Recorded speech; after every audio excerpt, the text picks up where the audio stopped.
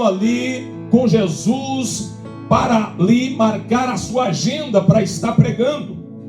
A fama de Jesus estendia em todas as regiões.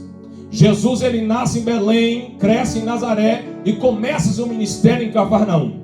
Jesus, então, ele vai aparecer por volta de 30 anos, quase 30 anos, a Bíblia especifica isso, quase 30 anos, e assim começa seu ministério.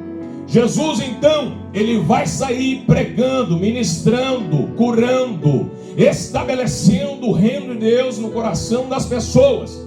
Aonde ele passava, ele tinha compaixão. Aonde ele passava, ele tinha empatia. Aonde ele passava, ele sentia a dor daqueles que estavam acometidos por alguma enfermidade ou possessos por demônios. Entenda, todos aqueles que foram levados até ao Senhor jamais saíram sem ser tocados pela sua vontade. Todos aqueles que levaram alguém que estava enfermo, todos aqueles que levaram alguém que estavam possessos por demônios, todos aqueles que estavam ali precisando de algo, seja de ordem física ou espiritual, todos aqueles que foram de forma aberta e de forma intensa buscar ao Senhor, de maneira alguma eles voltaram sem experimentar a boa, perfeita e agradável vontade do Mestre. Aqui nesse capítulo não foi diferente. Alguém trouxe esse homem, que a Bíblia diz que estava mudo por um demônio. Mateus vai descrever que era surdo e mudo. Marcos vai descrever que era surdo e mudo. Mas Lucas aqui vai descrever só a parte do mudo. Não importa. Mas alguém foi ali restaurado. Alguém ali foi tocado. Alguém ali foi alcançado pelo Mestre. Como eu te disse, todos aqueles que foram levados até o Senhor e aqueles que o buscou de forma intensa, jamais foram despedidos sem que houvesse uma transformação e um apanhar da graça do Senhor. Entenda, Filipenses capítulo de número 2, versículo de número 3 vai dizer: porque Deus é quem opera tanto querer quanto efetuar segundo a sua boa vontade. Quando Ele quer, querido, Ele faz. Quando Ele quer estabelecer a sua vontade, ninguém segura. Quando Ele quer estabelecer o seu querer, não tem ninguém que entra na frente. Entenda, Isaías 43, versículo de número 13 vai dizer que antes que houvesse dia, eu sou, e não há ninguém que possa fazer escapar das minhas mãos. Operando eu, quem vai impedir? Talvez você entrou aqui nessa noite com uma perspectiva, com algo no coração, e a palavra de imediato para a tua vida é: espera, porque o querer de Deus, o efetuar de Deus, a vontade de Deus estabelecerá na tua vida. Apenas creia.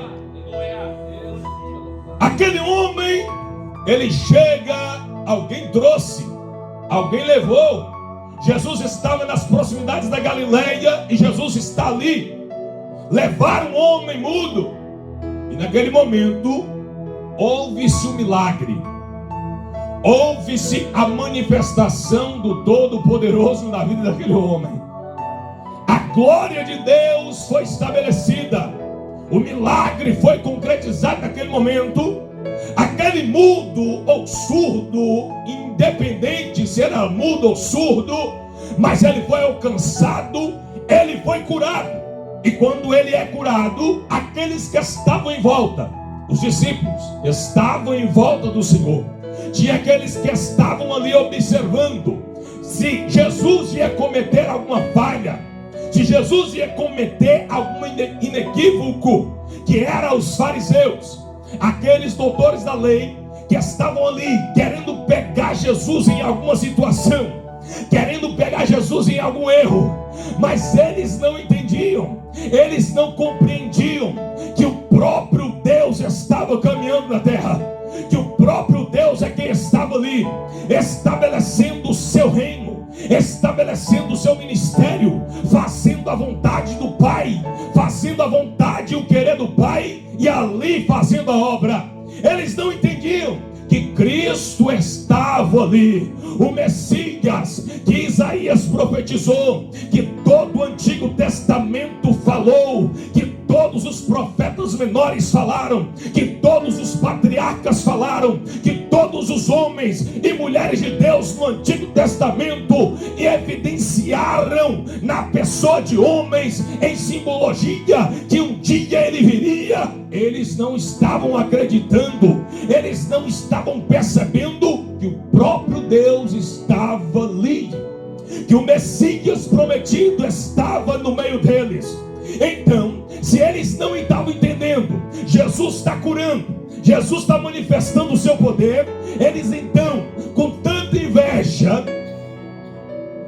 enciumados, porque fariseu tinha uma mensagem chucra, fariseu tinha uma mensagem morna, fariseu, aleluia, não tinha mensagem que atraía, não tinha mensagem que prendia a pessoa ali, a atenção da pessoa. Fariseu não tinha mensagem que ia no profundo da pessoa, na alma, que não sabia o coração, aleluia, os anseios da alma. Eles, enciumados, vão abrir a sua boca. Preste atenção aqui. Quando os fariseus veem o mudo falando, eles vão dizer, mas alguns deles diziam, versículo 15, ele expulsa os demônios por Beelzebu, príncipe dos demônios.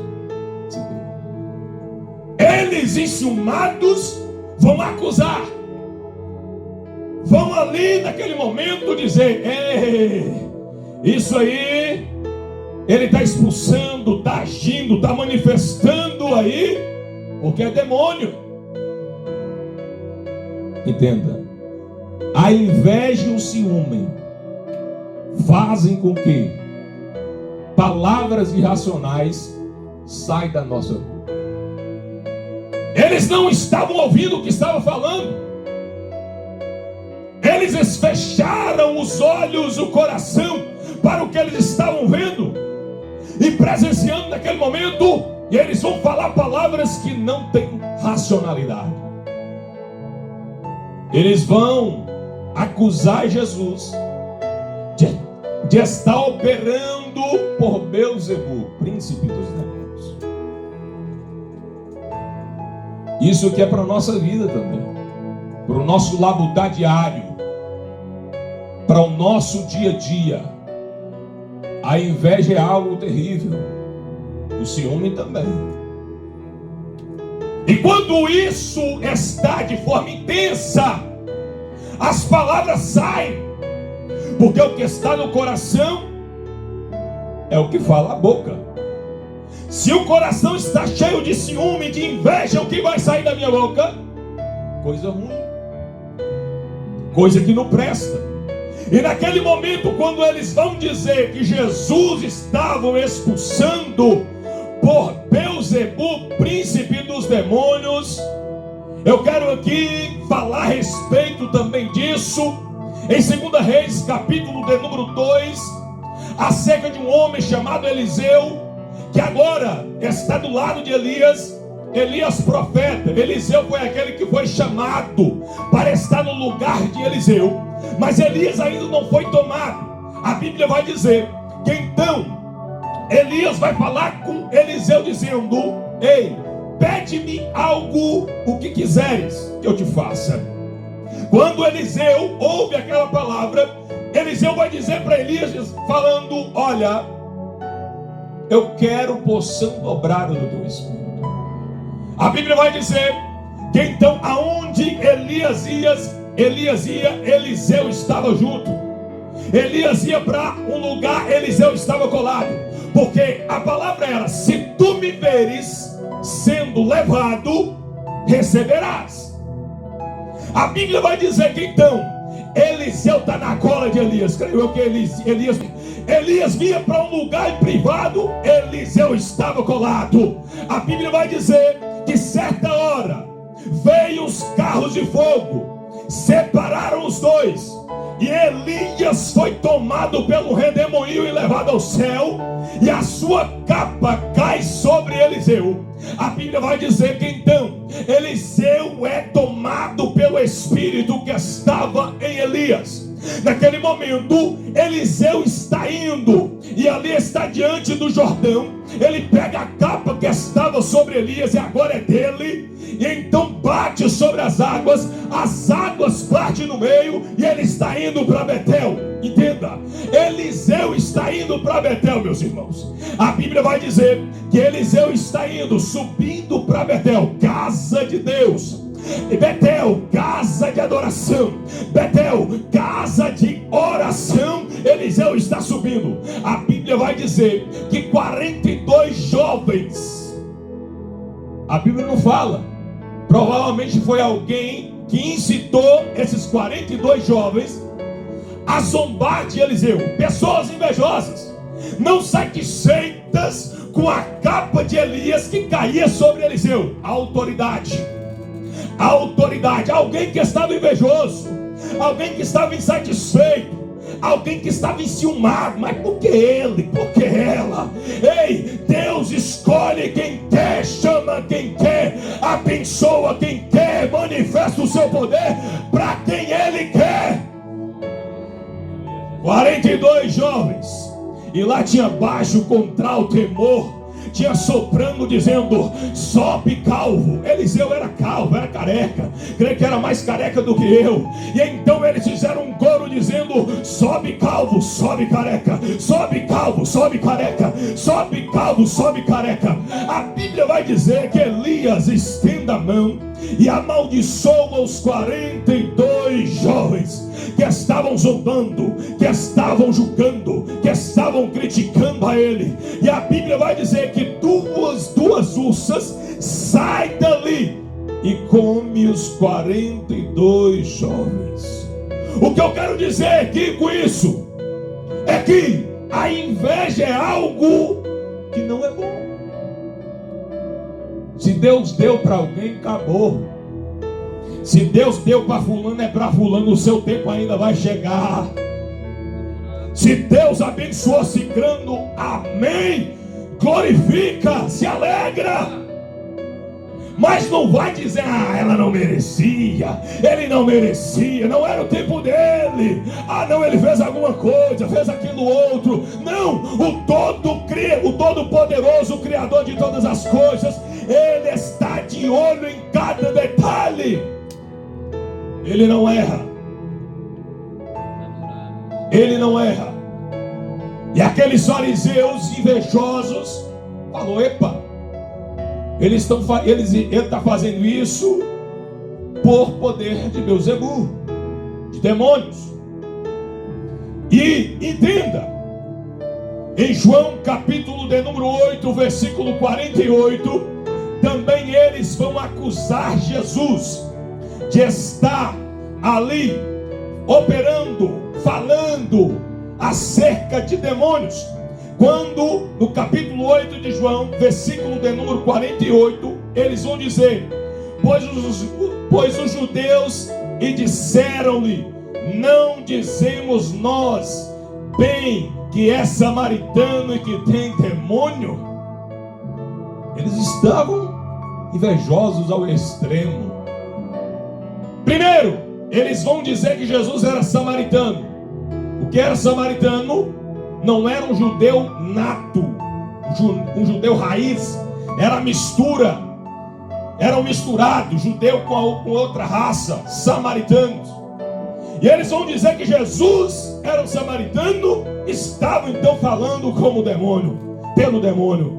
Ei, inveja e ciúme é algo que pode danificar o homem. Falo isso em todos os aspectos: aspecto social, no trabalho, dentro de casa.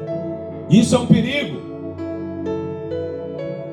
Se nós não tivermos cuidado com isso, com esse quesito inveja, não vai ir nada bem.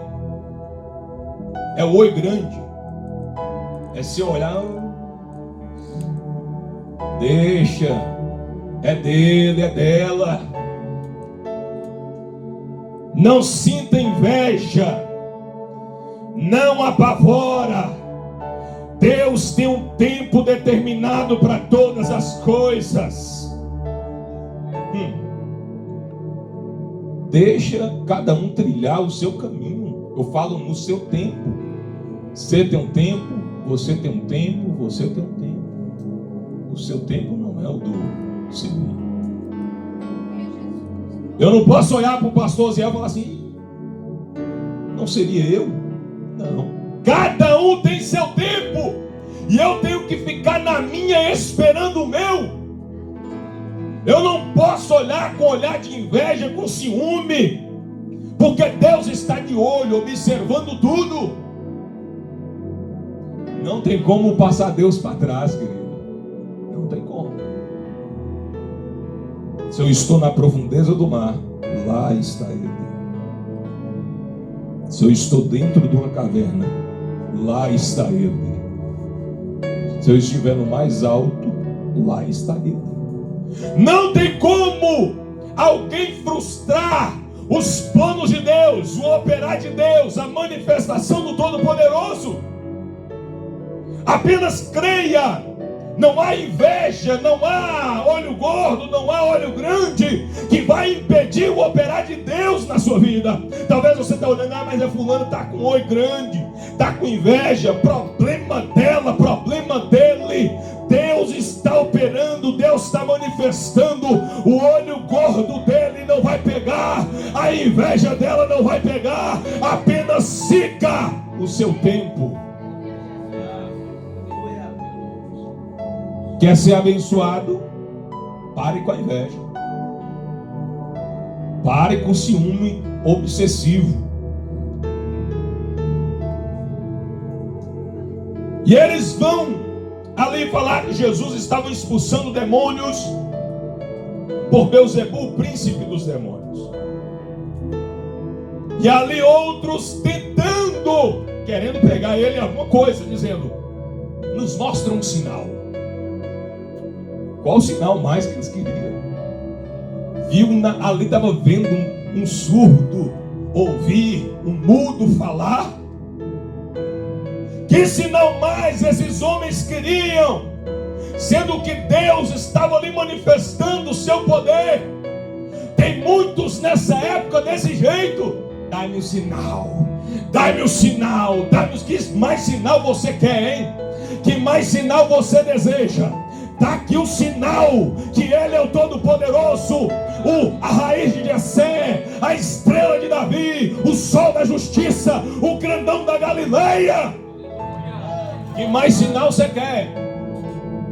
Está aqui, ó, de Gênesis e Apocalipse, Ele manifestando o seu poder, estabelecendo a sua vontade, estabelecendo e manifestando, dando a conhecer o seu caráter, a sua postura, a sua conduta, dando a entender do seu trabalhar, como ele trabalha. Está tudo aqui. Agora, tem uns que não querem ler, meditar, debruçar, se derramar, sentar, parar um momento para conhecer aquele que vive e reina para todo sempre. Está aqui, ó, o manual para dormir em paz, o manual para ficar tranquilo, para ficar sereno, para ficar sabendo que todas as coisas cooperam para o bem daqueles que amam ao Senhor, para entender que Ele está no controle de tudo, de todos, que nada foge da sua mão, que nada passa despercebido dos seus olhos, que aonde nós irmos Ele está, aonde nós estarmos Ele já foi, já está lá. Ele é e sempre será Deus. Tentando Ele, dai-nos um sinal. Mas Jesus, conhecendo os seus pensamentos, Ele sabe. Ele sabe os pensamentos de todos aqui. Talvez nem todos aqui estão focados. Talvez nem todos. Alguns Alguns, quem sabe, está com o pensamento longe. Mas Ele sabe todos os pensamentos. E sabendo e conhecendo os pensamentos, disse-lhe: todo reino dividido contra si mesmo será assolado. A casa dividida contra si mesma cairá. Isso aqui é algo interessante. Jesus está falando de reino, sobre o que os fariseus estavam falando dele expulsar demônios por Belzebu, príncipe dos demônios. Ele vai dizer: não tem como um reino dividido contra si mesmo se subsistir. A casa que está dividida, ela certamente vai cair. Fala de andar junto, de estar com o mesmo pensamento, a mesma visão. Quando nós trazemos isso para a nossa rotina, para o nosso dia a dia, aqui comigo, aqui. Quando nós trazemos isso para a nossa rotina, para o nosso dia a dia, fala de quê? Eu quero colocar algo específico dentro de casa. Se a casa está dividida, como ela ficará de pé? E como essa casa vai estar dividida? A mulher tem um papel, o homem tem um papel, os filhos têm o seu papel. E está onde? Está aqui, ó, no manual. Ó. O manual está aqui. Está aqui. Qual é o papel da esposa? Qual é o papel do marido? Qual é o papel dos filhos? Quando todos os papéis estão encaixados em harmonia, estão em unidade, a casa vai bem. O labutar diário vai bem. Agora, quando a mulher quer tomar o papel do marido, o marido quer tomar o papel da mulher, e os filhos querem entrar no meio, colocando um contra o outro, a casa fica dividida.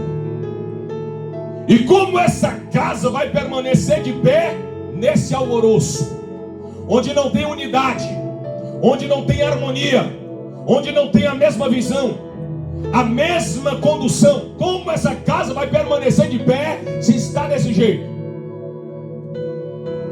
Os filhos, o filho chega para o pai: ô pai, me dá isso aqui. O pai fala: não. Chega para a mãe: ô mãe, me dá isso aqui, toma. Dividiu. Qual é o bom senso? A mulher, o filho vem pedir, o que seu pai falou?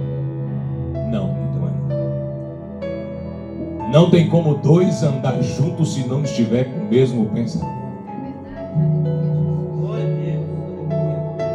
E o pai, e o marido, se ele não estabelecer conforme a palavra, de ser o cabeça da casa, de ser o sacerdote no lar, de estar ali cuidando, orando, de estar ali a todo momento, dando a direção para o filho, para a esposa, como conduzir, não dá problema. Como tem dado hoje muitos divórcios. Não se ouve tanto divórcio como está tendo hoje. Por quê? Não está baseado na palavra. Porque quem está baseado na palavra, a casa não cai. A casa não cai. Mas quando está na palavra, é outra coisa. Qual é o papel da mulher? De estar ali como companheira, adjuntora. A palavra final é da mulher? Não. Do sacerdote, do homem. Quem estabeleceu isso, presbítero? O Criador de todas as coisas. Quem estabeleceu? Deus estabeleceu como seria o convívio no lar. Agora, algo que as mulheres não gostam e ficam temerosas no dia de hoje é em questão de obedecer aos seus maridos. Isso é uma dificuldade hoje, porque a mulher conquistou a sua independência, mas em questão bíblica, tem que seguir o padrão, tem que estar no papel. E o marido, mais complicado ainda, de dar a sua vida por amor a ela. Vocês pararam para pensar o que é isso? Tá você com a sua esposa na rua, vem um assaltante com a arma e ele manda escolher, você ou ela. Você tem que dar a cara,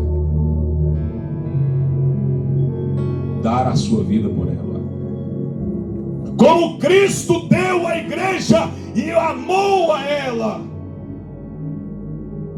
Não tem como o homem comprar obediência, falando questão relacional dentro do lar, em saber que ele é o cabeça, ele é o sacerdote, sem que ele não estabeleça o seu chamado dentro de casa. Ele não dá, tem homem que é lerdo igual. Fala com a mulher que a mulher resolve. Você acha que as mulheres gostam disso? Não gostam. Homem tem que ser ativo. E aí, tá faltando isso aqui, vamos ali resolver, vamos ali fazer. Não estou falando que as mulheres não podem opinar, podem. Não estou falando que as mulheres não têm ideia, tem sim. Não estou falando isso não. Lembra de Abraão? Quando Sara falou assim com Agar, deita com ele, tenha filho com ele. E naquele momento Agar tem um filho com Abraão, por nome de Ismael. Certo dia não estava dando certo mais dentro de casa. Sara chega para Abraão dizendo: olha, despede ela e o filho dela. Presta atenção. Abraão falou assim: complicou. Deus vai chegar para Abraão dizendo: escuta, Sara, despede ela e o filho. Você entendeu? Só que o parâmetro bíblico tem o papel do homem, tem o papel da mulher, tem o papel dos filhos em estar em obediência aos pais. Essa parte é ampla, vamos deixar com outra vez. Mas falando de casa em unidade, isso tem que ter, para a casa não cair, para que o diabo não entre e derrube a casa. O divórcio chega, o adultério chega. Tem que ter esse parâmetro bíblico para que tudo vá bem. Não estou falando que não tem briga, não tem casamento perfeito, não. Tem as briguinhas, as discordâncias, mas tudo vai ser tratado de forma tranquila, de forma que todos venham chegar em um bom senso e a vontade de Deus venha a ser prevalecida. E naquele momento Jesus vai esclarecer a mente deles, dizendo: não tem como uma casa dividida se subsistir, ela vai cair. E se também Satanás está dividido contra si mesmo, como subsistirá o seu reino? Pois dizeis que eu expulso demônios por Beelzebu, e se eu expulso os demônios por Beelzebu, por quem expulso os vossos filhos? Eles, pois, serão os vossos juízos. Mas se eu expulso os demônios pelo dedo de Deus, a vós é chegado o reino de Deus. Só um dedo, Não precisa nem de muita coisa, não, só um dedo. Quando Jesus, ele vai dizer no versículo de número 21 a seguir, sobre quando o valente guarda armado a sua casa, em segurança está tudo quanto tem. Quando Jesus fala de valente, ele está falando do seu adversário, o diabo, do nosso adversário. Jesus, Deus não tem adversário. Deus Pai, Deus Filho, Deus Espírito Santo não tem adversário. Nós é que temos. Quando ele fala de valente, ele está falando do diabo, Satanás, a antiga serpente, o dragão, aquele que escarnece, o pecador. Quando ele fala do valente, ele está falando do mentiroso, do ladrão, do enganador. Como dizem João capítulo de número 8, verso de número 44, que ele vai dizer: vós tendes por pai ao diabo, falando para os fariseus, e quereis satisfazer os desejos do vosso pai. Ele foi homicida desde o princípio e não se firmou na verdade, porque não há verdade nele. Quando ele profere mentira, fala do que é próprio, porque é mentiroso e pai da mentira. Se alguém aqui está mentindo, seu pai não é Deus, não, é o diabo. Fala do que é próprio, porque é mentiroso e pai da mentira. Ah, mas é uma mentirinha. Fala até profano, né? Mas é uma mentirinha santa. É uma mentirinha pro bem. Um abismo chama outro e vai caindo. Porque a queda não é da noite pro dia, não. Não é da noite pro dia. Alguém se desvia. Ih, fulano desviou, estava ontem, estava uma bênção. Você viu por fora. Mas estava caindo, precipitando. O declínio é dia após dia. Naquilo que não tem nada a ver, não tem problema. Não. Mas o diabo, ele é mentiroso, o pai da mentira, não se firmou na verdade, e tudo que ele profere é mentira. Em João capítulo de número 10, versículo de número 10, Jesus vai dizer que o ladrão não vem senão para roubar, matar e destruir. Falando daquele que veio mesmo para fazer essas coisas. O diabo, o valente. Ele é valente. Ele não recua. Sempre esteve ativo. Não tem como ele dormir. Ele não tem momentos de preguiça. Ah, hoje eu não estou bem. Hoje eu estou meio molengo. Eu não estou com tanta disposição. Não. Todos os dias ele está de forma ativa. Ele está de forma operante na terra. Para o quê? Enganar, matar, destruir, mentir. Ele é enganador, como diz 2 Coríntios capítulo de número 11, verso de número 11, verso de número 14. 2 Coríntios capítulo 11, versículo 14, que diz: e não é maravilha, porque o próprio Satanás se transfigura em anjo de luz. Sabe o que é isso? É o que parece, mas não é. Aqui para mim. Aqui. É aquilo que vê, mas não é. Não é maravilha, porque o próprio Satanás se transfigura. Ele toma a forma de anjo de luz, de coisa linda, de coisa boa. O diabo nunca vai chegar com carne de terceira. Não. Ele vai chegar com alcatra, com picanha, filé mignon. E vai passar de sua cara assim, ó. Toma, você quer? Lembra de Eva? A Bíblia vai dizer, não é eu, a Bíblia vai dizer, você vai conferir, que o fruto era belo aos olhos e desejoso. E o diabo, opa, é bonito, lindo, vou pegar ela nisso. Mostra o que é desejável, o que é bom.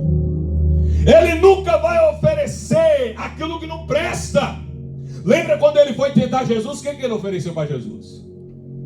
Levou Jesus ao monte muito alto, mostrou os reinos da terra e falou assim: tudo isso te darei, se me prostrares e me adorares. Se com Jesus ele ofereceu isso, e com nós, o que ele tem oferecido? Ele está de bituca, na espreita, e oferecendo. Ele é valente.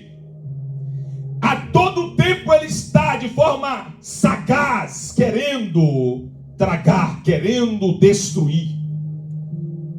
Mas quando Jesus, no capítulo 11 de Lucas, que nós lemos, ele vai dizer: quando o valente guarda armado a sua casa, em segurança está tudo quanto tem.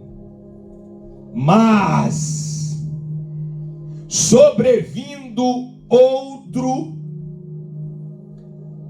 mais valente do que ele, e vencendo, tira-lhe toda a armadura em quem confiava e reparte os seus despojos. O mais valente tem que prevalecer, querido. Aleluia. Quem é o mais valente? O verdadeiro, como diz João capítulo 14, versículo 6, e disse-lhe: eu sou o caminho, a verdade e a vida. O verdadeiro. Quem é o mais valente? Jesus Cristo de Nazaré. Aquele que em João capítulo de número 9, versículo de número 10, a parte B vai dizer que ele veio dar vida e vida com abundância. Ele vai dizer que ele é: eu sou a porta. Se alguém entrar por mim, salvar-se-á, entrará, sairá e achará pastagens. Glória a Deus. Quem é o mais valente? Jesus Cristo de Nazaré, que está todo o tempo conosco, cuidando, zelando, provendo. É aquele que toma a frente para fazer aquilo que nós não podemos fazer. Lembra 2 Crônicas capítulo 20, versículo 17, quando Josafá está com medo porque 3 reis, 3 exércitos está vindo contra ele para o atacar, e ele vai clamar ao Senhor acerca disso para o livrar. No versículo de número 17, Deus vai mandar um profeta dizendo: ó Josafá, nesta peleja não tereis que pelejar. Parai, estai de pé e tu verás a salvação do Senhor. Ele está à frente do seu povo. Ele é o mais valente. Ah, mas o diabo está a todo momento me atacando, me perseguindo. Jesus é o mais valente. Jesus é o mais valente. Josué capítulo de número 5, verso de número 13. Jericó está prestes a ser atacada pelo povo de Deus. Ordenança do Senhor. Josué, como líder da nação, foi até a proximidade de Jericó para averiguar, para observar, porque é assim como o exímio estrategista faz, como aquele que está na frente da guerra. Primeiro ele vai estudar o território, estudar os inimigos, estudar todas as entradas que eles podem entrar. E Josué estava ali, observando. É como eu lendo e imaginando Josué aqui, olhando para Jericó. Preste atenção aqui. Josué olhando para Jericó, com espada. Aqui. Olha aqui para mim. A Bíblia vai dizer que então Josué está olhando e um varão, um anjo, aparece com a espada nua, que estava fora da bainha. Quando Josué vê, é como se eu vejo ele dando um passo, pegando a espada e dizendo: é um dos nossos ou dos nossos inimigos? Naquele momento, aquele que está com a espada nua disse: eu sou príncipe dos exércitos do Deus vivo. Josué prostra. Aquele que está com a espada nua na mão não repreende. Isso dá a entender que não era um anjo. Se fosse um anjo, falava: levanta, eu sou conservo teu.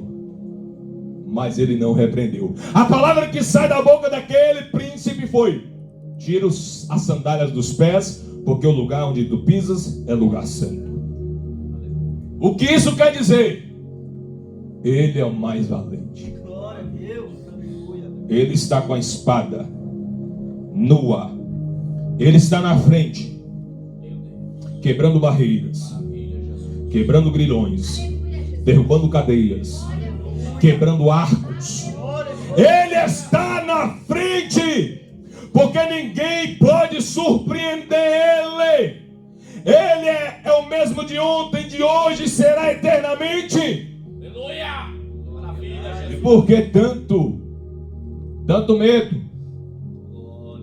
E por que tanta dúvida pairando no seu coração?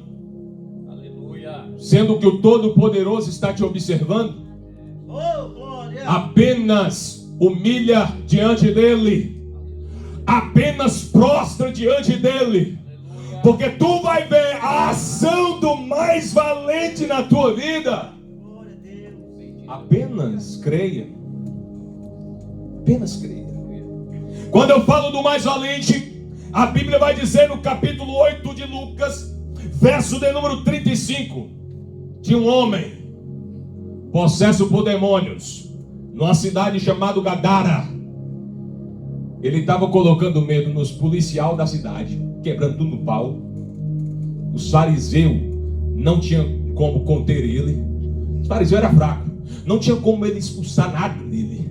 Ele colocava medo nos fariseus, colocava medo nas autoridades da cidade, colocava medo nos habitantes da cidade. O homem estava possesso por demônios. Prendiam ele, mas ele quebrava as cadeias. Vivia nu, pelado, andava pelado na rua. Estava atormentado, não tinha casa.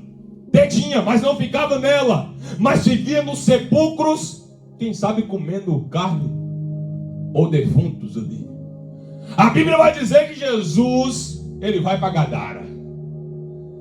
Ele vai, pega os discípulos, coloca no barco, nós vamos ali para Gadara. Tem um cara ali que precisa saber quem é o mais valente. A Bíblia vai dizer que Jesus chega em Gadara. Quando ele pisa em Gadara, vem um demônio prostrando diante dele, querendo adorar. Ele não recebe adoração de demônio, não. Ele recebe a minha, a tua adoração. Demônio, ele não recebe adoração. Logo aquele demônio vem prostrando. Oh, Jesus, Filho de Deus Altíssimo, veio me importunar. Jesus falou: quem é? Quem está aí? Legião. Sabe quantos demônios tinha na carcunda daquele cara? Quase 6.000 demônios. Uma legião de Roma era composta de 5 a 6.000 soldados. Aquele homem estava tão possesso, estava carregado, vivia nu no meio da cidade. A sua mentalidade não existia mais. Os demônios tomaram, prenderam ele. Ele não tinha mais juízo mental. Foi tomado pelo diabo. E a Bíblia vai dizer que Jesus naquele momento pergunta: quem és tu? Ele vai dizer: legião. E ele vai dizer: a legião. Ó, não me mande, não nos mande para lá, para o abismo, para o inferno. Está vendo aquela manada de porco ali? Manda-nos para lá. Jesus falou assim: sai dele. A legião foi para os porcos. E no momento que os porcos tomaram uma carga de demônios, eles precipitaram no abismo e caíram. Automaticamente os demônios foram para o abismo, caíram. Naquele momento, aquele homem, preste atenção aqui. Eu falei no início que todos aqueles que eram levados, que eram chegados até Jesus, não sairia de forma sem que haja a vontade dele estabelecida. Aquele homem agora foi restituído a sua vergonha. Quando todos viram, ele estava vestido. A Bíblia faz questão de detalhar. E viram aquele homem vestido. Restituiu a sua vergonha.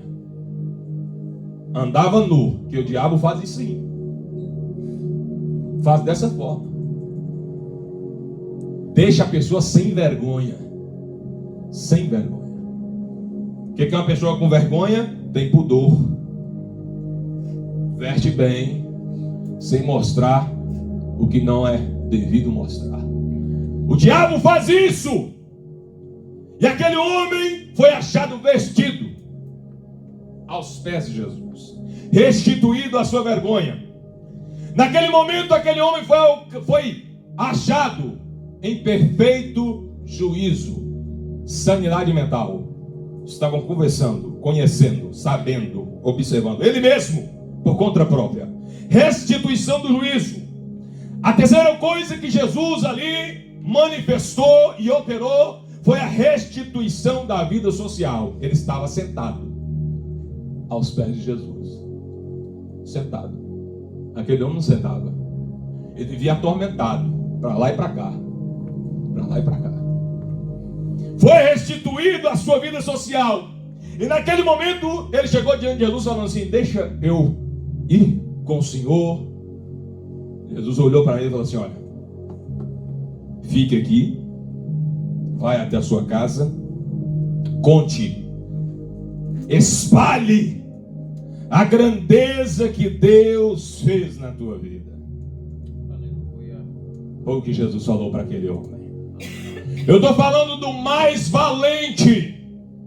Quando ele chega, quando ele faz, quando ele opera, quando ele decreta, quando ele determina, acabou, querido. Não tem ninguém para impedir. Ele é o mais valente. E a sua identidade sempre foi exposta. Só em João, ele vai dizer, em João capítulo 6, versículo de número 35, eu sou o pão da vida, aquele que vem a mim nunca terá fome. No capítulo 8 de João, versículo de número 12, ele vai dizer, eu sou a luz do mundo.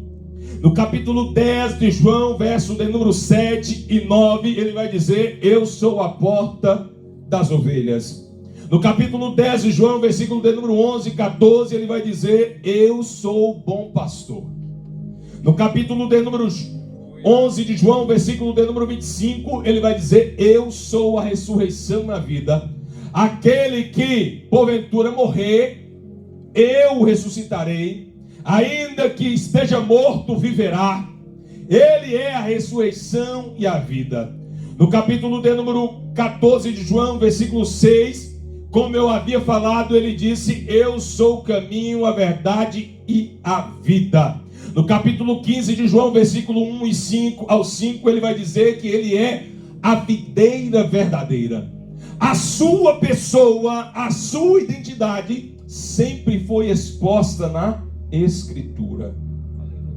Quando no capítulo de número 4, versículo de número 26, ele está conversando com a mulher samaritana, a prostituta, na beira do poço de Jacó, quando ela foi pegar água, ele vai dizer, eu sou o Messias, eu que estou falando com você. Sempre foi exposta a sua identidade, dizendo, eu sou.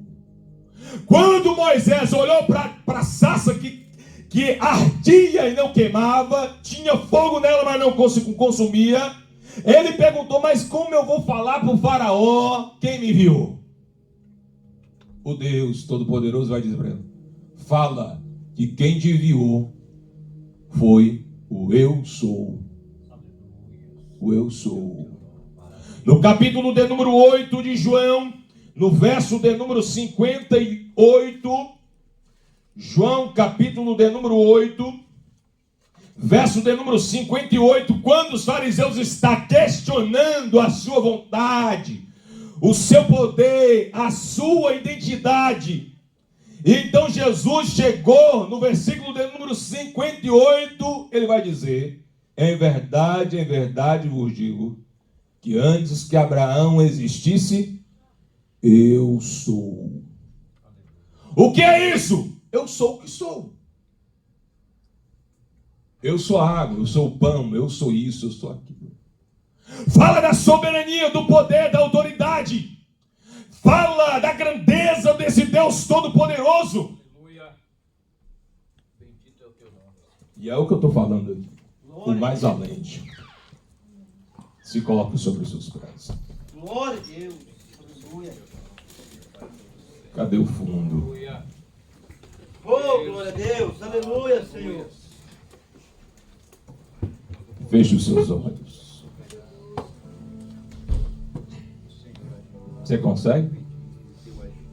Tem gente que não consegue, não. Eu fico só de olho, só observando. Você consegue fechar os olhos? Eu, se deixar, eu fico com o olho fechado o culto todo. Para falar comigo tem que mexer. Glória a Deus. Ele é o mais valente. Certo dia, um poeta escreveu, falando sobre a questão do mais forte. Feche os seus olhos. Ele vai dizer que, segundo a graduação criada por Deus, chamado Rocha, se levantou um dia dizendo: eu sou a mais forte. E quando ela falou eu sou a mais forte, criado dentro de uma funilaria ou serralheria, foi-se criado ferro. O ferro se levanta, vai e esmiuça a rocha, quebra a rocha. Quando o ferro se levanta dizendo eu sou mais forte, porque quebrei a rocha. Quando o ferro está ali em alvoroço dizendo que ele era o mais forte, vem criado na brasa o fogo e derrete o ferro. E o fogo se levanta em regozijo dizendo eu sou o mais forte, pois derreti o ferro que quebrou a rocha. Quando o fogo então se regozija, pula de alegria dizendo que era mais forte, veio a água e apaga o fogo. O fogo então é apagado pela água. A água se levanta dizendo dentre todos eu sou a mais forte, pois eu apaguei o fogo que derreteu o ferro que quebrou e esmiuçou a rocha. Quando o fogo está dizendo eu sou o mais forte, veio então a força da água e apaga o fogo. A água então se levanta e diz eu sou a mais forte. Apaguei o fogo que então derreteu o ferro. Estou repetindo, o ferro que esmiuçou a rocha. Quando o fogo se levanta, a água apaga o fogo, vem o sol se levantando dizendo eu sou o mais forte, pois então sequei a água. Naquele momento a água que é secada pelo sol, a água que apagou o fogo que derreteu o ferro e o ferro que esmiuçou a rocha, então o sol se regozija. Epa, dentre todos eu sou mais forte. Quando o sol está dizendo eu sou mais forte, veio a nuvem tampando o sol. E a nuvem então se levanta regozijando dizendo eu sou a mais forte. Tampei o sol que secou a água que apagou o fogo que derreteu o ferro que esmiuçou e quebrou a rocha. Quando a nuvem dizendo que era mais forte porque tampou o sol, veio o vento empurrando a nuvem, e ele vai dizer dentre todos eu sou mais forte. Eu empurrei a nuvem que tampou o sol que secou a água que apagou a força do fogo, o fogo que derreteu o ferro e o ferro que esmiuçou a rocha. Dentre todos eu sou mais forte. Mas as montanhas veio e tampou a força do vento, e as montanhas se levantam dizendo eu sou a mais forte. Tampei a força do vento, o vento que então empurrou a nuvem que tampou o sol que secou a água que apagou a força do fogo, o fogo que derreteu o ferro e o ferro que esmiuçou e quebrou a rocha. Quando a montanha está dizendo eu sou a mais forte, veio o homem e destruindo a montanha. E o homem se levanta dizendo dentre todos vocês eu sou o mais forte, pois quebrei, destruí a montanha que parou a força do vento, o vento que empurrou a nuvem que tampou o sol que secou a água que apagou a força do fogo, o fogo que derreteu o ferro e o ferro que esmiuçou e quebrou a rocha. Quando o homem está em grande alvoroço dizendo que era o mais forte, veio a morte matando o homem. E a morte então vai dizer para o diabo: escreve aí na agenda, matei homem, matei mulher, matei patriarca, matei homem de Deus, escreve aí que eu sou a mais forte. Mas certo dia se levantou um homem chamado Jesus Cristo de Nazaré. Ele é crucificado, ele é morto, E então pega a chave da morte, pega a chave do inferno. E então vai dizer para o diabo e para a morte: quem é mais forte? Quem é mais forte? Eu estou dizendo que Ele é mais valente. Ele é o Todo-Poderoso. Ele pegou a chave da morte, Ele pegou a chave do inferno, está nas mãos dEle. Ele é o Todo-Poderoso. Creia nele, se derrame na presença dEle. Aleluia. Confie nele, espera nele.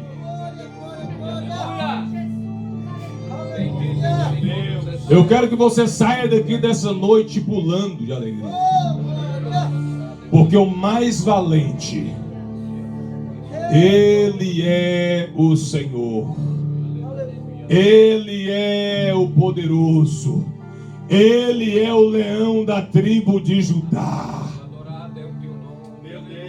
Como diz Deuteronômio 32, 39: vede agora que eu sou, e mais nenhum Deus comigo. Eu mato, faço viver, firo, saro, e ninguém possa escapar das minhas mãos. Ele é o Todo-Poderoso. Ainda com os olhos fechados, eu quero orar pela tua vida. O mais valente, quando ele entra, o endemoniado é libertado, o que está enfermo é curado. Quando há entrega, aquele que o busca, ele salva. Aquele que se arrepende, ele estende a graça e abraça. O Todo-Poderoso, aquele que não há sombra de variação, ele que transforma a vida do homem, pega do lamaçal de pecado, faz acertar com príncipes.